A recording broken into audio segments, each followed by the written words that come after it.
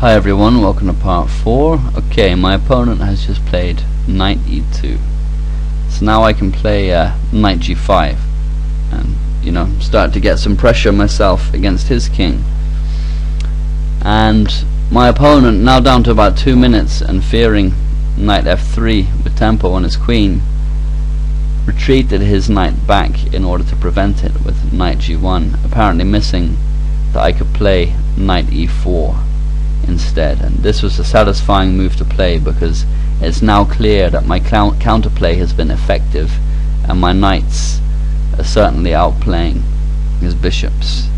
e4 is a great square for the knight, and it has pressure all over the white position.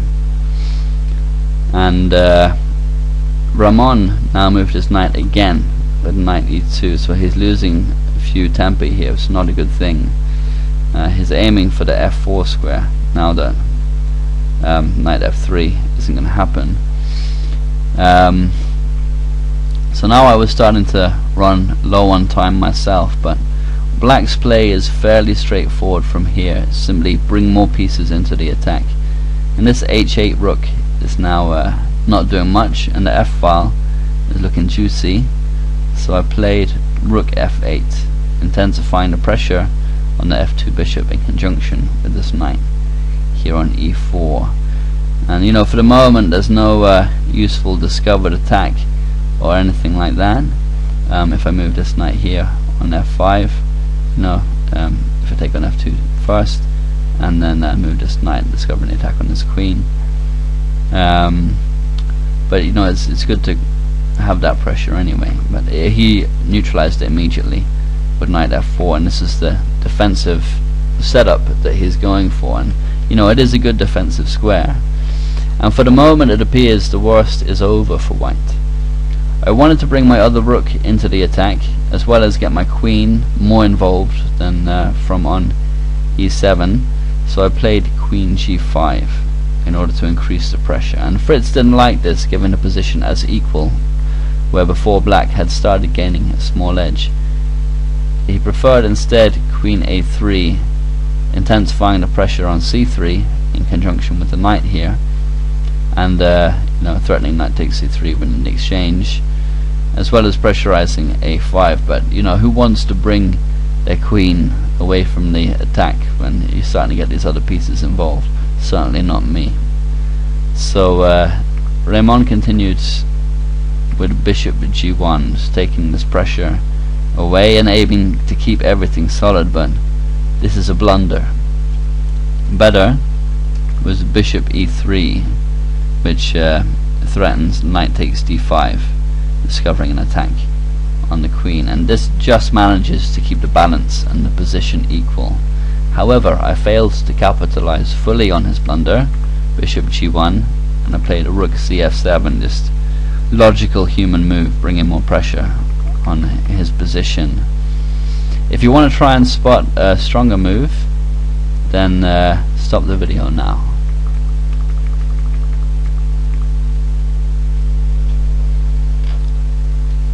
Knight f takes g3 check was the move, which is absolutely crushing.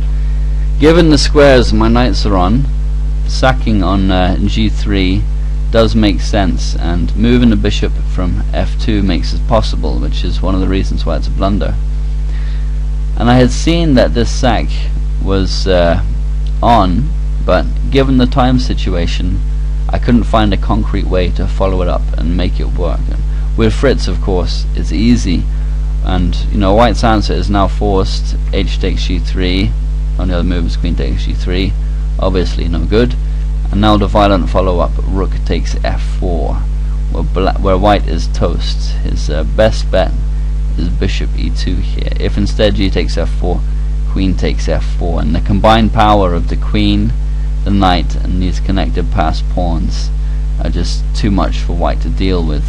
The threat is knight g3 with check, and there's nothing white can do about it. If bishop h2, simply g3. Also, it should be noted that if bishop e3, at this point. Then rook takes f1 check, queen takes f1, knight takes g3 check, king g1, h2 check, king g1, queen h4. Again with a winning attack and advantage of about 10 pawns. So it was a shame I missed this line, and played a rook cf7. As I said, a kind of standard human move just to bring more pieces into the attack and more pressure on his position. So my opponent continued with bishop e2. Unclear really what he's trying to do here. Maybe pressurize g4. And their team captain was watching the game and pointed out afterwards that after my last move, rook cf7, white is able to play bishop takes c4, undermining the support of the knight here on e4. But this is okay for black, again because of knight f takes g3 check, followed up with the rook takes f4, h takes g3, rook takes f4, and now this bishop should move. Bishop d3 is best. If g takes f4, queen takes f4, and the same problems as before. So bishop d3, but now knight takes g3 check, queen takes g3, and rook f3. And here black has only one pawn for the piece, but he's easily winning, an advantage of about 4 pawns according to Fritz, and he's winning. Okay, so back to the game continuation. My opponent has just played bishop e2, and I played knight h4 here. I had seen that this move was possible in order to undermine the support of the knight here on f4 and further shake up his king side if he snaps up the knight, but of course he doesn't have to take, and this is the problem with this move.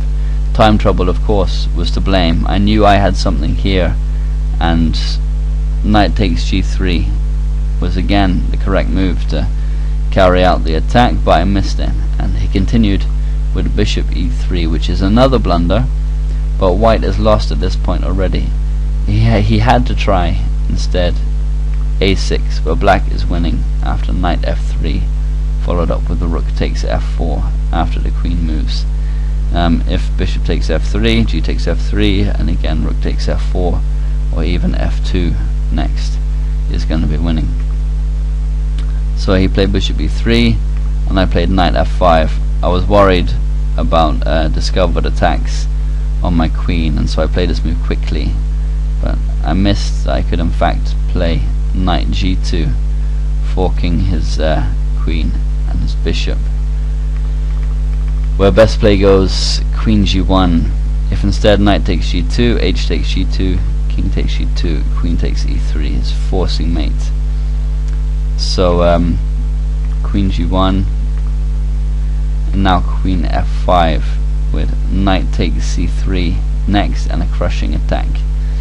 For example, knight takes g2, knight takes c3 is stronger than taking here next. If white now plays, for example, rook f1, then queen e4, exploiting this pin, is going to win, and this is the point of queen f5 to get onto this diagonal. Okay, so back to the game. Knight f5, he played bishop g1, he retreats the bishop back, presumably keen to keep defenders around his king, but better was bishop c1, which keeps the threat of the discovered attack on my queen, and in fact makes it hard for black to continue his attack, and it was lucky for me that he missed this move, and time trouble is no doubt to thank for that. If he tries instead, incidentally, knight takes e6 here, this trying to win the exchange. Queen takes e3 is winning. He doesn't have time for knight takes f8 or knight e takes g3. Check is mating after h takes g3 and queen e4 check. After his move, bishop g1, he had about a minute left and I had about 2 minutes, so I figured it was the right time to carry out a crazy attack and make things as complicated as possible for him. Of course I didn't have time to calculate in depth, but I play a lot of blitz and I knew this g3 sack must be winning, and I guess instinct of some kind took over, and I finally played knight f takes g3 check. So his answer is forced, h takes g3, and now I saw it and I had to play it. Rook takes f4, and it's actually a blunder to accept this sack according to the computer, but it's very hard for a human player to do so when faced with such a position. Ramon, however, did accept the g takes f4. Other options also fail. For example, a tempting move here is bishop e3, pinning the rook. It looks like it works, but there's an outright refutation. Again, if you want to try and spot it, then stop the video now.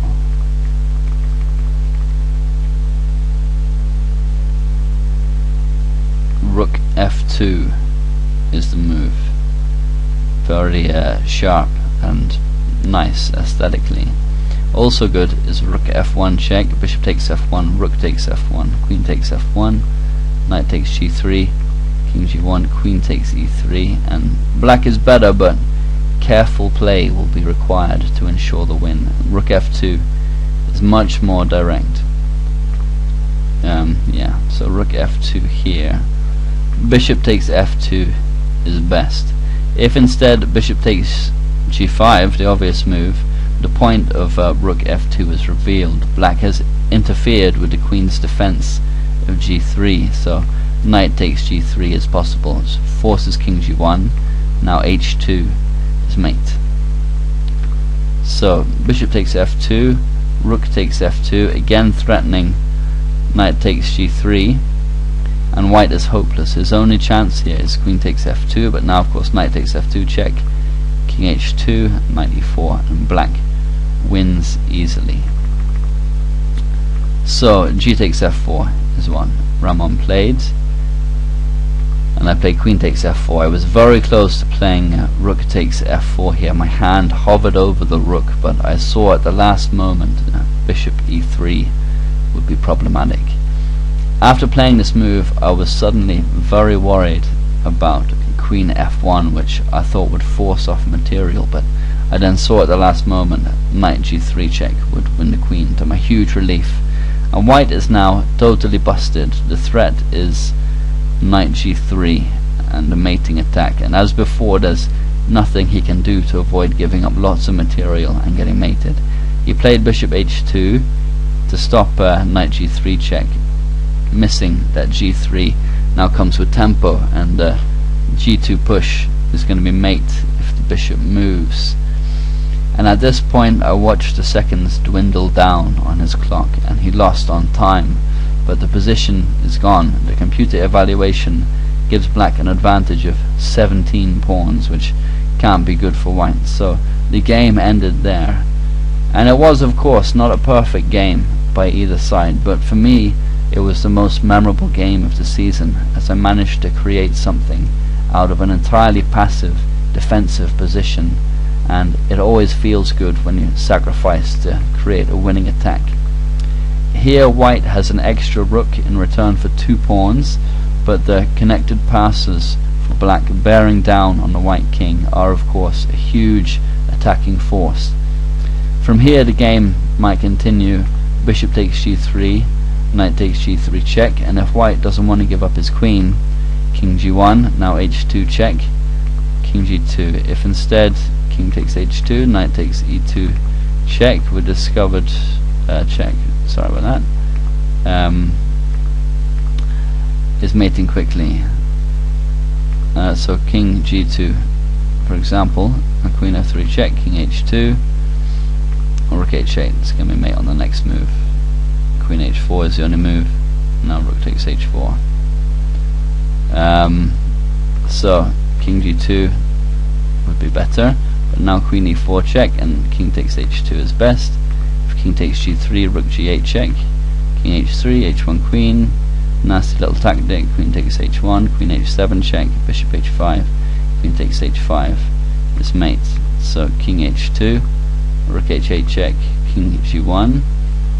Again, if king takes g3, rook g8 check, king f2, queen g2 check, king e3, queen g5 check, king f2, queen g3 check, king f1, and queen g2 his mate. So king g1 is better, but now queen g1 check, king f2, knight e4 check, king e3, queen h6 check, king f3, queen h3 check, king f4, and rook f8 is mate. So it was an interesting game, and I was glad to see my counterintuitive strategy with the opposite sides castling work, although my opponent missed both attacking and defensive resources. We can have a quick replay with the threatened squares highlighted, just to see it from start to finish with no sidelines. So yeah, I elected for the winnow, which, as I said, is the opening I know best in variations of the French, and I had a loss with a Sicilian earlier in the season, which, you know, never does much for your confidence with a particular opening. And this idea with queen a5, like I said, Botvinnik used it a lot, often with queen a4, and even Carlsen played this way recently against Caruana with the c4 push, although he lost that game, but obviously that wasn't decided by the opening choice. So, you know, there are some merits to playing this way, but I definitely feel that white just got far too much on the b file here.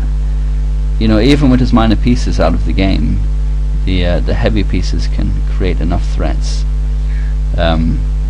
So suffice to say, I almost definitely won't be playing this line in long games again. I'll have to look at some other lines of the winnower.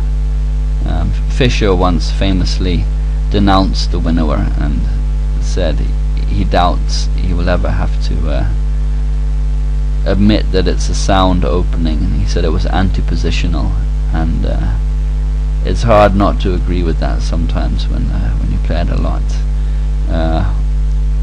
Especially this dark square bishop of white's rerouting to a6, or sorry, a3 is definitely the most dangerous lines. So in this game anyway, yeah, I like my position here a lot. These knights are very aggressive, and you know, as soon as you have the knights on the square, the sack on g3 has got to be thematic and obvious, but I couldn't see how to follow it up properly. I knew it was, you know, a viable option, but I just couldn't see how to follow it up properly. But the rook takes f4 follow up became clear. We're really without conscience. It's a move that looks like it works and is an option, and you know, the possibility of creating these passes. But given the lack of time, I couldn't work out what my concrete threat would be from this position, and you know, I hadn't even considered this position too much, so I was going to take back with the rook initially. And but obviously, yeah, the threat of knight g3. I don't know, when you have a powerful knight like this, you have some heavy pieces, you have these pawns, there just has to be something. Obviously that's not a good philosophy, generally speaking, but sometimes you have to take an instinctual decision. So it was a game I enjoyed, and I hope you enjoyed my analysis of it. Please leave any comments or thoughts. Thanks very much.